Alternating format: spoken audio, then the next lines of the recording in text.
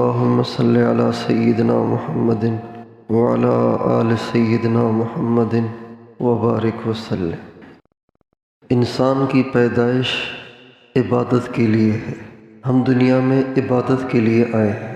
ہم اپنی ماؤں کے پیٹوں سے عبادت کے لیے نکلے۔ اللہ تعالیٰ نے ہمیں دنیا میں عبادت کے لیے بھیجا اور پیدا کیا ہے۔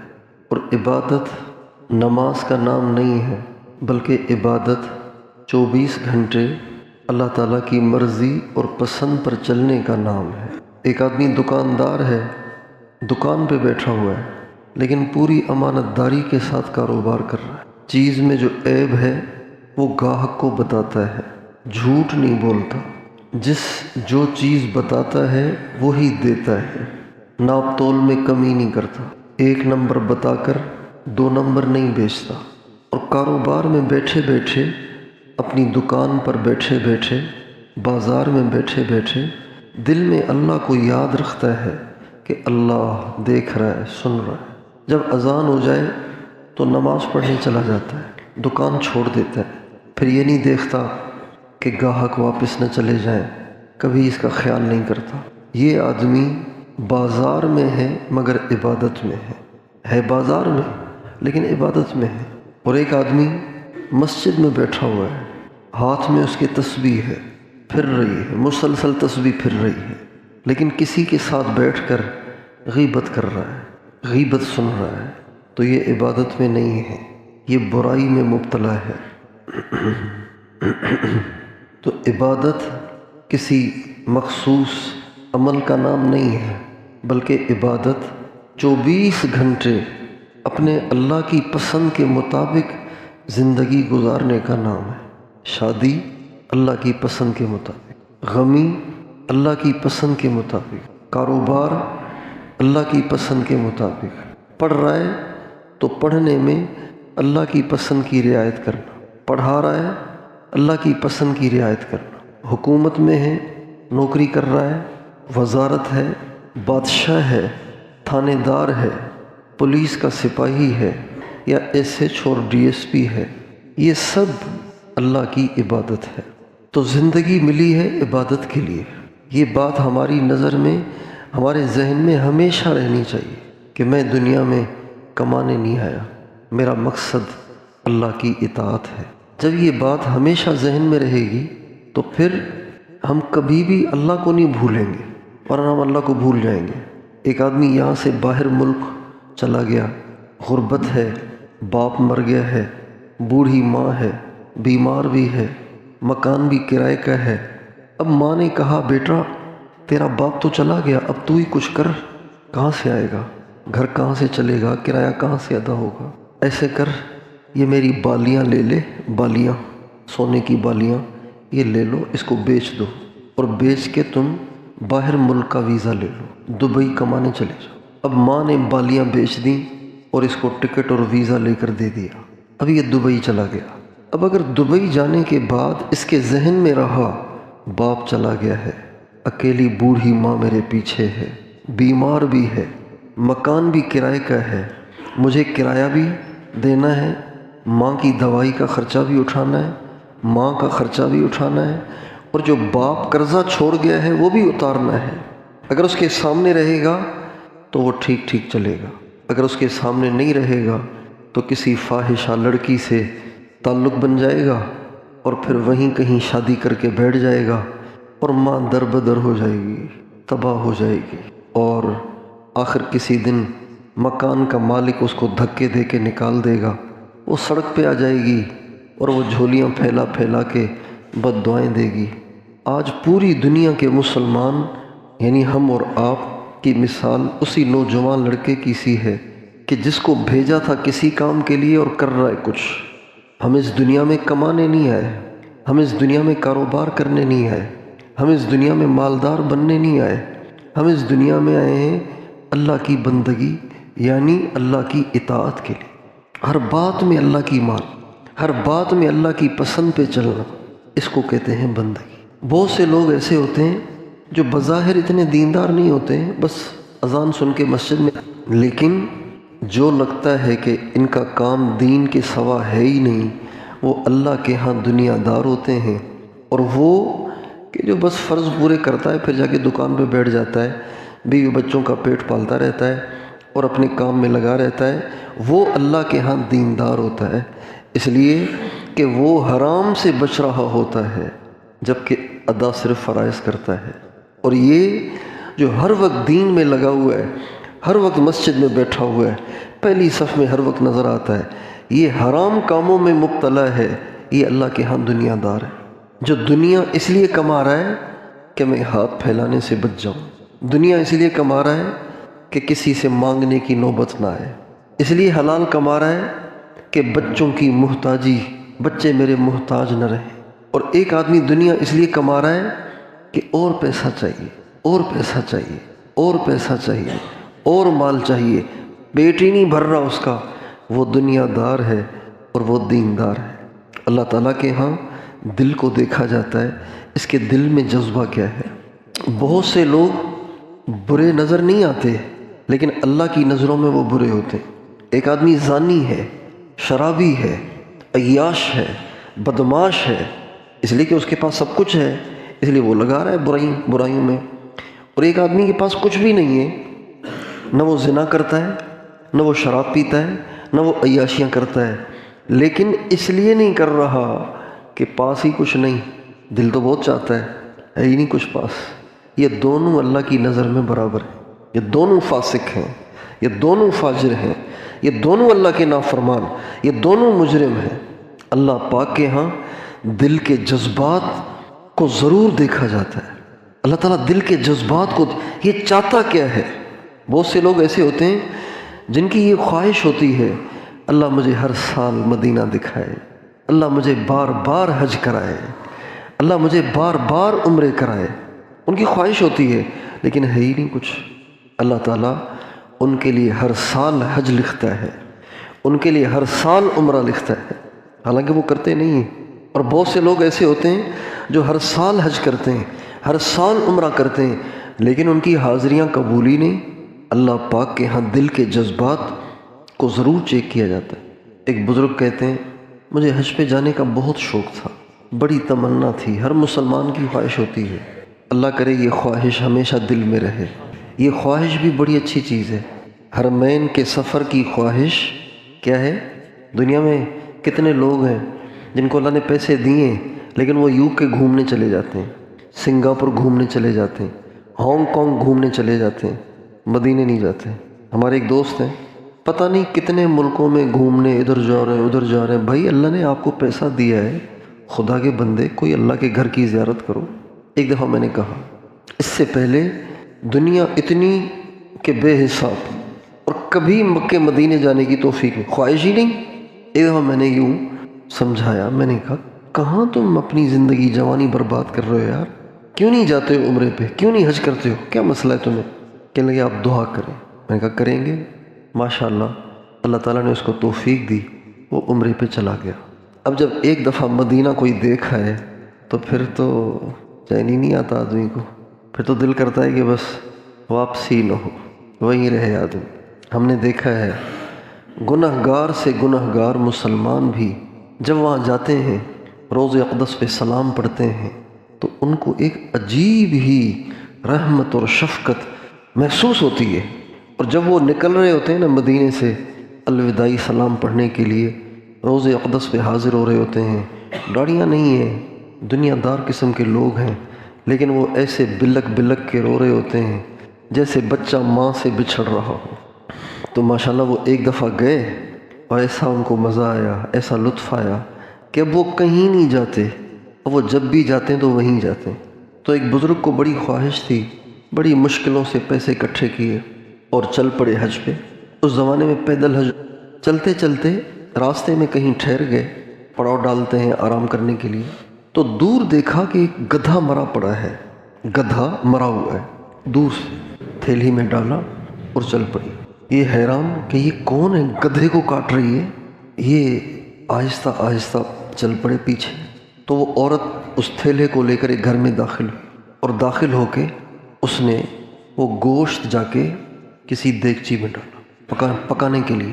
اب یہ دور سے کھڑے ہو کے دروازہ تھوڑا سا کھلا ہوا ہے، دور سے نظر آ رہا ہے یہ عورت کیا کر رہی ہے، تو اس کو بڑا غصہ آیا، گدھے کا گوشت کاٹ کے پتہ نہیں کس کو کھلائے گی، تو اس نے باہر آ کے آواز دی، او اللہ کی بندی، مسلمان نہیں ہو تم، گدھے کا گوشت کاٹ کے میرے سامنے آئی اور تم نے آ کے دیگچی میں ڈال دیا ہے، کیا کرو گی، کس کو کھلاؤ گی اب یہ؟ تو وہ عورت کہنے لگی اللہ تیرا بھلا کرے، کیوں تو ہماری جاسوسیاں کر رہا ہے، جا اپنا کام کر۔ تو اس نے قسم دی میں تجھے اللہ کا واسطہ دیتا ہوں، مجھے بتاؤ یہ کیا ماجرا ہے؟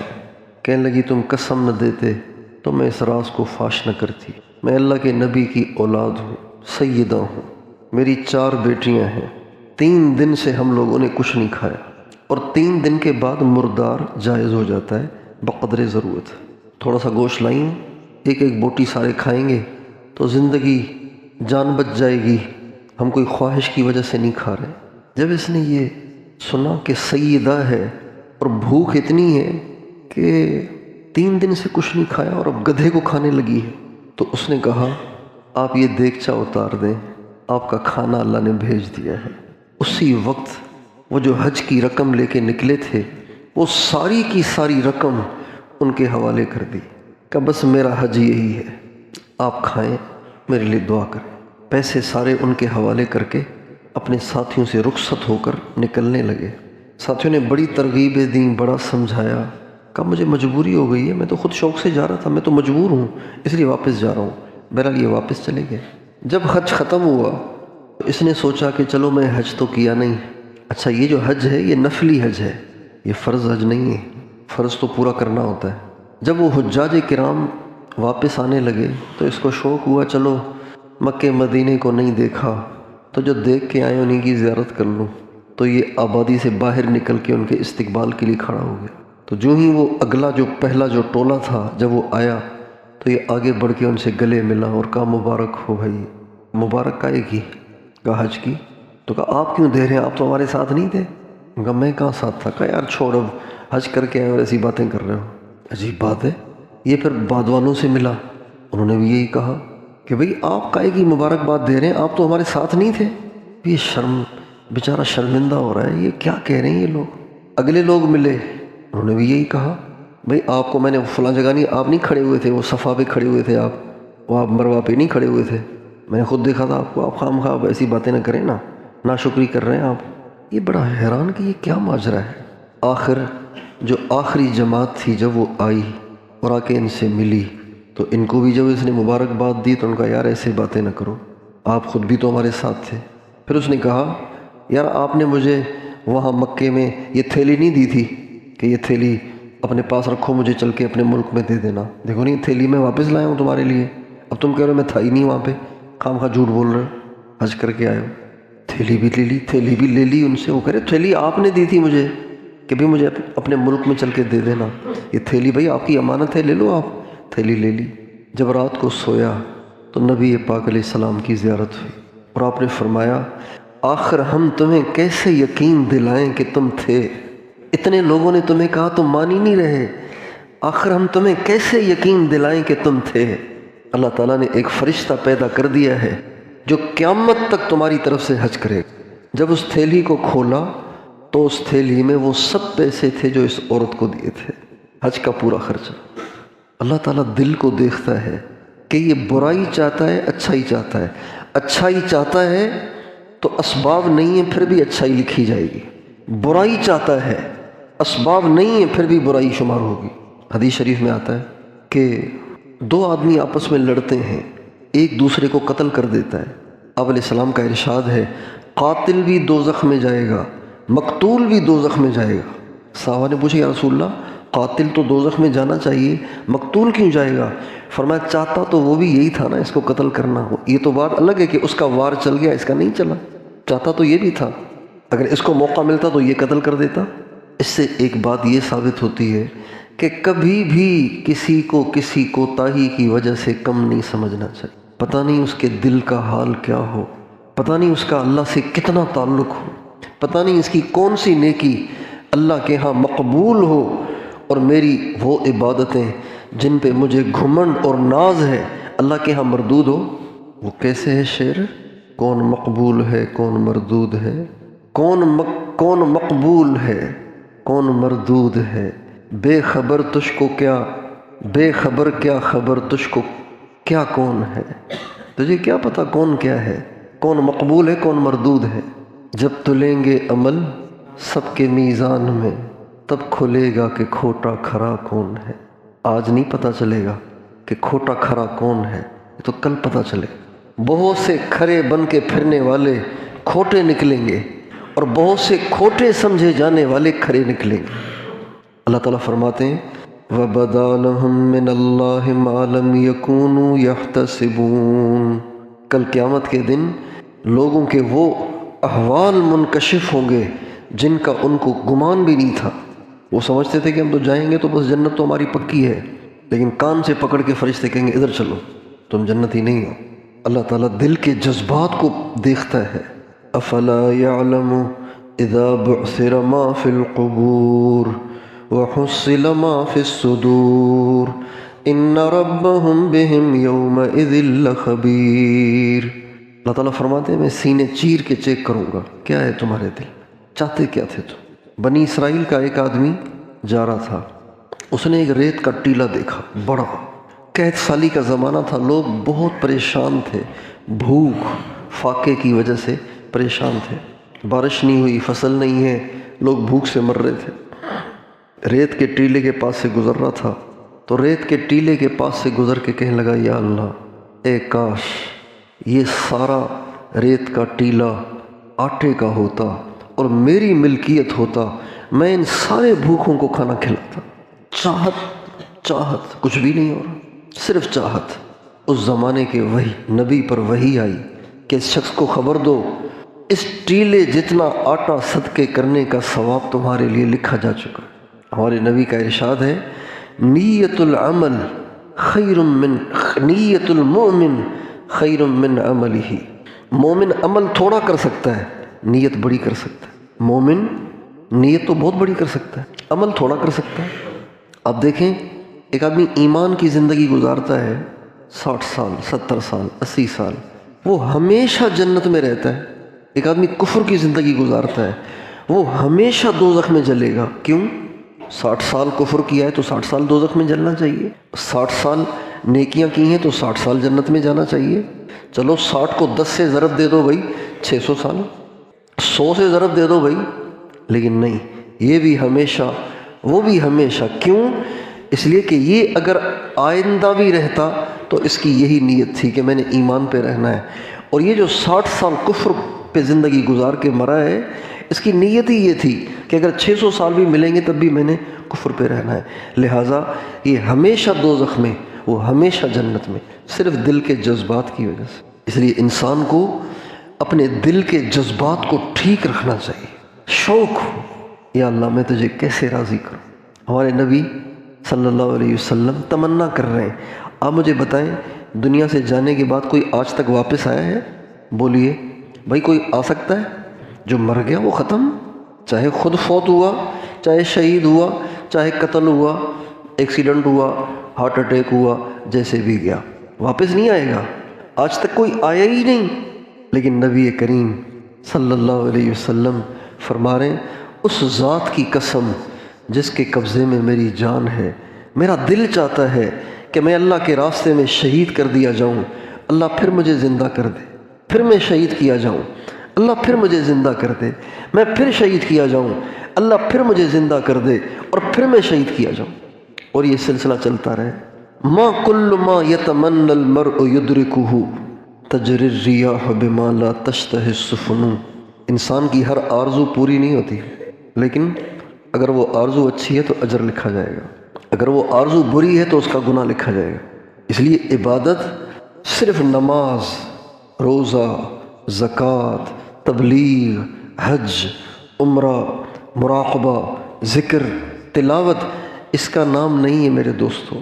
عبادت کا ترجمہ بندگی ہے، یعنی 24 گھنٹے اللہ کی ماننا، اللہ کی پسند کا خیال کر، 24 گھنٹے۔ ایک آدمی مجھے دیکھیں، ایک آدمی یوں بیٹھا ہوا ہے، یوں، اب اس کو سوچنا چاہیے کیا یہ بیٹھنے کی جو حیت ہے یہ اللہ کو پسند ہے؟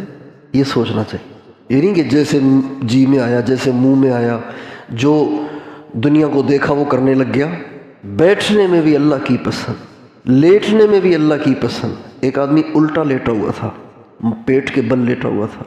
नबी पाक अलैहिस्सलाम उसके पास से गुजरे और फरमाया, ओ भाई, इन्ना हाज़िही ज़िजअतुन ला युहिब्बुहा अल्लाह, ये वो लेटने की हालत है जो अल्लाह को बिल्कुल पसंद नहीं है। लेटने में भी अल्लाह की पसंद। एक आदमी किसी को बुला रहा है, ओए, ये एक बुलाने का अंदाज है भाईजान, ये अल्लाह को पसंद है, वो अल्लाह को नापसंद है। चाहे वो आपका नौकर और मुलाजिम क्यों ना हो, आप वज़ीर और बादशाह क्यों ना हो, और वो चपरासी और मजदूर क्यों ना हो, फिर भी ये पुकारना अल्लाह को नापसंद है। एक आदमी का नाम है अली मोहम्मद, आप उसको कह रहे अल्लू क्या हाल है, ये अल्लाह को नापसंद है। भाई अली मोहम्मद साहब क्या हाल है, ये अल्लाह को पसंद है। आप खाना खा रहे हैं, एक आदमी आपके पास आया, आप खाना ही खाए जा रहे हैं, खाना ही खाए जा रहे हैं, खाना ही खाए जा रहे हैं, आप उसको ये भी नहीं कह रहे आइए आप भी खा लें। न कहना अल्लाह को नापसंद है, कहना अल्लाह को पसंद है। आपने पानी का गिलास हाथ में लिया, गट गट सारा गिलास पी गए, ये अल्लाह को नापसंद है। और आपने चुस्कियाँ चुस्कियाँ थोड़ा थोड़ा पानी करके पिया, ये अल्लाह को पसंद है। आप लालचियों की तरह से मोटे मोटे लुक़मे मुंह में डाल रहे हैं, इधर से भी फूल रहा है, इधर से भी फूल रहा है, दोनों गाल फूल रहे हैं, इतना मुंह में रोटी डाली है, ये अल्लाह को नापसंद है। आप सलीके के साथ लुक़मा बना के मुंह में डाल रहे हैं, ये अल्लाह को पसंद है। आप प्लेट में बैठे हुए हैं, उधर से भी खा रहे हैं, उधर से भी खा रहे हैं, प्लेट में आगे भी लोग बैठे हुए हैं, आपके सामने भी बैठे हुए हैं, आप भी बैठे हुए हैं, आप उनकी तरफ से लुक़मा उठा उठा के खा रहे हैं, ये अल्लाह को नापसंद है। आप अपनी तरफ से खाएं, ये अल्लाह को पसंद है। आपने कपड़े पहनने, आपने शलवार का पहले बायां पांचा पहना, फिर दायां पहना, ये अल्लाह को नापसंद है। आपने पहले दाईं टांग दाखिल की, फिर बाईं टांग दाखिल की, ये अल्लाह को पसंद है। आपने नहाना है, आपने फुल शावर खोल लिया और सारे सर पे पानी डाल लिया, सारे जिस्म पे पानी डाल लिया, ये अल्लाह को नापसंद है। पहले आपने सर के दाएं हिस्से को गीला किया, फिर बाएं हिस्से को गीला किया, और फिर कंधे और दाएं कंधे और दाईं टांग को पहले गीला किया, और बाएं कंधे और बाईं टांग और दाएं बाएं हिस्से को बाद में गीला किया, ये अल्लाह को पसंद है। आपने जूती उतारी, अब आप जूती उठा के जा रहे हैं, आपने दाएं हाथ में जूती पकड़ी हुई है, दाएं हाथ में जूती पकड़ना अल्लाह को नापसंद है, बाएं हाथ में पकड़ना पसंद है। ये है बंदगी, अल्लाह की पसंद। इसको बंदगी कहते हैं कि ज़िंदगी का कोई काम ऐसा ना हो जिसमें आपने इसको सोचा ही नहीं कि अल्लाह की पसंद क्या है, तो आप बंदे नहीं हैं। इसको कहते हैं इंडिपेंडेंट, खुद मुख्तार, जो चाहूँ करूँ, मर्ज़ी का मालिक नहीं। हम मर्ज़ी के मालिक नहीं, हम बंदे हैं। बताओ भाई हम कौन हैं? हम बंदे हैं। हम मर्ज़ी के मालिक नहीं, हम खुद मुख्तार नहीं, हम आज़ाद नहीं, हम बंदे हैं। बंदे की क्या हैसियत होती? मुलाजिम की भी हैसियत नहीं होती। तो मुलाजिम सेठ मुलाजिम का मालिक नहीं होता है, सेठ मुलाजिम का मालिक नहीं है, लेकिन आका ग़ुलाम का मालिक होता है। आजकल तो ग़ुलाम नहीं है ना। जब मुसलमानों और कुफ़ार की जंगें होती हैं तो इसमें जो कुफ़ार कैद होते हैं वो ग़ुलाम बनते हैं। वो उनको बेच भी सकते हैं, अपने पास भी रख सकते हैं, जैसे जानवर को बेचा जा सकता है। हम ग़ुलाम हैं, मुलाजिम भी नहीं, ग़ुलाम है। एक आदमी किसी कंपनी में मुलाजिम है, उनकी कंपनी वालों ने उसको नीले रंग की शर्ट पहनाई है और सफ़ेद रंग की पैंट पहनाई है। किसी ने कहा यार आपके तो 4 महीने लगे हुए हैं, आपने ये शर्ट पहनी हुई है और टाई, ये आपने पैंट पहनी हुई है, क्या मसला है? आप 4 महीने लगे ना आपके तो। कहा क्या करूं, मुलाजिम हूँ। क्या करूं के क्या हूँ? और जिस कंपनी में मुलाजमत करता हूँ उनकी तरफ से ये मस्ट है, यही लिबास पहनना ज़रूरी है। अब क्या करूँ, मैं तो मुलाजिम हूँ। हाय हाय, मुलाजिम होकर इतनी इताअत चंद ट्रकों की खातिर, और बंदे होकर उसकी नाफरमानी कि जिसने आँखें दी, जिसने कान दिए, जिसने ज़बान दी, जिसने हाथ दिए, जिसने पाँव दिए, जिसने पूरे जिस्म में रगों में खून को दौड़ाया है। हर वक्त हमारे जिस्म में खून दौड़ रहा है। जैसे ट्रेन चलती है ना, अपनी पटड़ी पे जा रही है, चल सो चल, कराची से पेशावर। बिल्कुल इसी तरह 24 घंटे हमारे जिस्म की रगों में खून दौड़ रहा है। پورے جسم ہر وقت دوڑ رہا ہے. اگر یہ ٹھہر جائے، یہ جو ہارٹ اٹیک ہوتا ہے یہ کیوں ہوتا ہے؟ اس لیے کہ یہاں خون ٹھہر جاتا ہے. وہ جو نالی ہے نا اس میں کوئی کچرا آ جاتا ہے، اب وہ بند ہو گئی، اب آگے خون جاتا ہی نہیں. اب خون نہیں گیا، ہارٹ اٹیک ہو گیا، آدمی مر گیا. 24 گھنٹے خون رولنگ کر رہا ہے، پورے جسم میں پھر رہا ہے. آپ کو پتہ بھی نہیں کہ یہ ہو رہا ہے، مجھے پتہ بھی نہیں کہ یہ ہو رہا ہے. میں اس مالک کا کیسے شکریہ ادا کروں کہ جو میرے خون کو ٹھہرنے نہیں دیتا، اور جتنی اس کی رفتار ہے اسی رفتار میں چل رہا ہے. اگر یہ رفتار بڑھ جائے تو کہتے ہیں دماغ پھٹ رہا ہے، اس لیے کہ بلڈ پریشر ہائی ہو گیا ہے. ہائی کا کیا مطلب؟ اب خون نے اپنی رفتار بڑھا دی ہے. اور اگر یہ رفتار گھٹ جائے کہتے ہیں چکر آ رہے ہیں، آنکھوں کے سامنے اندھیرا چھا رہا ہے. کیوں؟ اس لیے کہ بلڈ پریشر لو. کیا مطلب؟ اس کی رفتار کمزور ہو گئی ہے. میں اپنے مالک کا کیسے شکریہ ادا کروں؟ مجھے تو پتہ بھی نہیں چلتا کہ اسپیڈ بڑھتی کیسے گھٹتی کیسے. اس کی چاہت، اس کی پسند، اس کی مرضی، اس کا نام ہے بندگی. یہ ہمیں 24 گھنٹے کرنا ہے. آپ کی بیگم نے کوئی چیز پسند کی، اگر آپ کو اپنی بیگم سے بہت محبت ہے تو آپ اس سے ایسے مدہوش نہ ہو جائیں کہ وہ چیز اللہ کی ناپسند ہو. اور بیوی کا چونکہ مطالبہ ہے، اس کی ڈیمانڈ ہے، لہذا وہ خرید کے دے دی. اتنے مدہوش ہو، اتنے دیوانے نہیں. جو ہی بیوی کوئی ڈیمانڈ کرے گی ہم اس کو شریعت پر پرکھیں گے، اللہ کی پسند ہے کہ نہیں. اللہ کی پسند ہے، بسم اللہ. اللہ کی ناپسند ہے، بیگم میں اللہ کو ناراض نہیں کر سکتا، آپ مجھے معاف کر دیں. یہ ہے مومن، یہ ہے بندہ. حضرت عمر بن عبدالعزیز رحمۃ اللہ علیہ ایک دفعہ گھر میں آئے تو ان کی بیٹی سے جب بیٹی سے بات کی نا، بیٹا کیا حال ہے، ٹھیک ہو، طبیعت ٹھیک ہے؟ تو وہ یوں منہ پہ کپڑا رکھ کے کہہ رہی تھی، ہاں ابو میں ٹھیک ہوں. تو بھائی کپڑا کیوں رکھ رہی ہو، منہ سے کپڑا تو ہٹاؤ نا. تو خادمہ کہنے لگی، امیر المومنین منہ پہ کپڑا اس لیے رکھ رہی ہے کہ آج اس نے پیاز سے روٹی کھائی ہے، بو آ رہی ہے، اس لیے منہ پہ کپڑا رکھ کے جواب دے رہی ہے. کس سے روٹی کھائی ہے؟ پیاز. کس کی بیٹی؟ اللہ اکبر. 65 لاکھ مربع میل کا بادشاہ پیاز سے روٹی. ایک دفعہ گھر میں آئے تو بچے رو رہے ہیں. بیگم سے کہا کیا مسئلہ ہے، یہ رو کیوں رہے ہیں؟ کہنے لگی یہ اس لیے رو رہے ہیں کہ سب نے عید کے لیے اچھے اچھے کپڑے سلوائے ہیں، ہمارے ابو ہمیں کپڑے بھی نہیں دیتے. اب پرانے کپڑے پہن کے جب ہم عیدگاہ جائیں گے تو لوگ کیا ہمارا حشر کریں گے کہ بھئی یہ دیکھو بادشاہ کے بچوں کے کپڑے دیکھو، پرانے کپڑے پہن کے آئے ہیں، تو بچے ذلیل کریں گے، اس لیے رو رہی ہیں. تو اپنے بچوں کو فرمانے لگے، میرے بچوں تمہارا باپ بھی چاہتا ہے کہ تمہارے کپڑے نئے ہوں، لیکن تمہارا باپ کیا کرے، اس کے پاس ہے ہی نہیں تو کہاں سے لا کے دے. بیوی نے کہا امیر المومنین ایسے کر لیں کہ رجا بن حیوا یہ وزیر خزانہ تھے، آپ ان سے پیشگی تنخواہ لے لیں، 1 مہینے کی تنخواہ پہلے لے لیں، تو اگلے مہینے ہم اپنے کھانے پینے کو ذرا اور مختصر کر لیں گے، گزارا کر لیں گے. کپڑے تو آ جائیں نا بچوں کے. واقعی سارے لان تان کریں گے ان کو، سارے مذاق اڑائیں گے ان کا. تب بہت اچھا. چنانچہ وزیر خزانہ کو، بادشاہ وزیر خزانہ اس کا ملازم ہے، وزیر خزانہ کو لکھا کہ آپ مجھے 1 مہینے کی پیشگی تنخواہ دے دیں تو اگلے مہینے آپ مجھے نہ دینا. تو رجا بن حیوا نے واپسی میں جواب لکھا، امیر المومنین پہلے آپ یہ لکھ کے دے دیں کہ آپ اگلے مہینے زندہ رہیں گے اور پھر آپ کی تنخواہ بنے گی تو آپ ابھی دے دیتا ہوں. آپ تنخواہ لے کے مر جائیں تو جس ملازمت کی آپ نے تنخواہ لی وہ تو آپ نے کی نہیں، آپ تو مر گئے، تو کیسے ہوگا؟ تو حضرت عمر بن عبدالعزیز رونے لگے اور فرمانے لگے لکھ کے تو نہیں دے سکتا. پھر فرمانے لگے بچوں سے، بچوں تم ہی صبر کر لو. وآخر دعوانا ان الحمد للہ رب العالمین.